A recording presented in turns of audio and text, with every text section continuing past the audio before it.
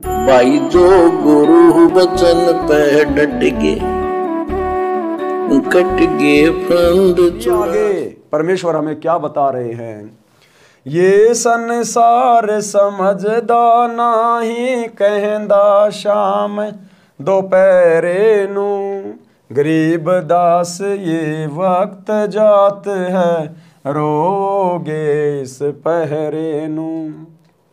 भावार्थ, संत गरीबदास जी ने बताया है कि मनुष्य जन्म प्राप्त करके जो व्यक्ति भक्ति नहीं करता वह कुत्ते गधे आदि आदि की योनि में कष्ट उठाता है।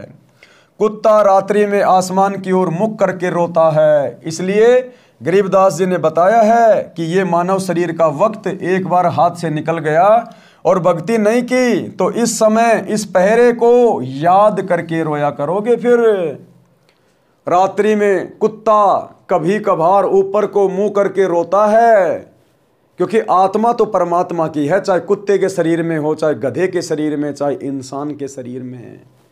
तो आत्मा को तो सतलोक के सुख याद आते हैं कि मैं कहाँ फंस के बैठ गया इस काल के चक्कर में, इस मृत लोक में। तो वो कुत्ता रोता है ऊपर को मुंह करके। क्यों?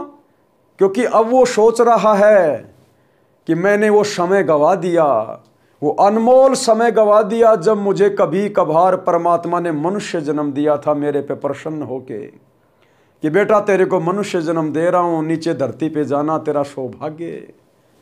और भक्ति करके, संतों की सेवा करके, संतों की खोज करके, उनकी शरण प्राप्त करके ढेर सारा भक्ति धन जमा करना। उस भक्ति के धन से ही तू सुख प्राप्त करेगा, दूसरा और कोई तरीका नहीं है। लेकिन उस समय वो भाई अफलातुन बन के घूमने लगा, यार दोस्त बना लिए, दारू के ठेके ढूंढ लिए, 2 नंबर के काम करने लग गया, या फिर अपने परिवार के पालन पोषण में बैल और गधे की तरह कमाने में लग गया। और यदि परमात्मा ने उस तक कभी कभार कोई संदेशा पहुंचाया, जैसे आज वर्तमान में सतगुरु रामपाल जी के लाखों फॉलोवर गांव गांव घर घर जाकर लोगों को ज्ञान गंगा पुस्तक बांट रहे हैं, जीने की राह पुस्तक बांट रहे हैं, यूट्यूब पर लाखों की संख्या में वीडियो पड़े हुए हैं, किसी न किसी माध्यम से ये परमात्मा हम सभी आत्माओं तक संदेशा जरूर भेजता है। और उस समय हमने वो पुस्तक ली नहीं, सत्संग उनके सुने नहीं। यदि पुस्तक हमने ले ली तो घर पे लाके हमने पटक दी, हमने उसको पढ़ा नहीं।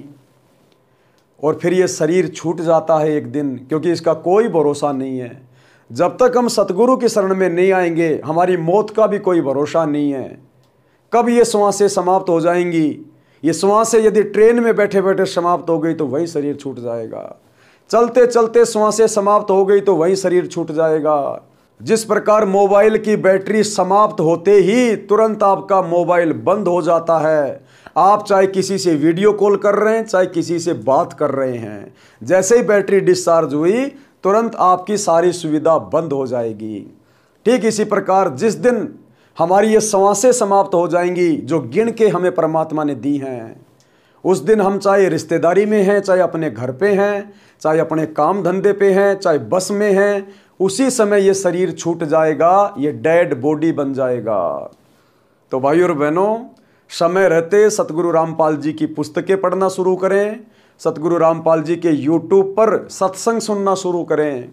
यदि आपके घर पर टीवी लगा हुआ है तो साधना टीवी चैनल पर प्रतिदिन रात्रि 7:30 से 8:30 तक सतगुरुदेव जी के सत्संग आते हैं, आप उनको सुनना शुरू कीजिए। जब तक सुनेंगे नहीं तो समझेंगे कैसे? एक बार शुरुआत तो करनी पड़ेगी किसी न किसी कार्य के लिए। तो भाई और बहनों, विलंब देर ना करें, समय नहीं बचा है। भाई जो गुरु बचन पे डट गे कट गे फंद 84 के कट गे फंद 84 के कट गे फंद।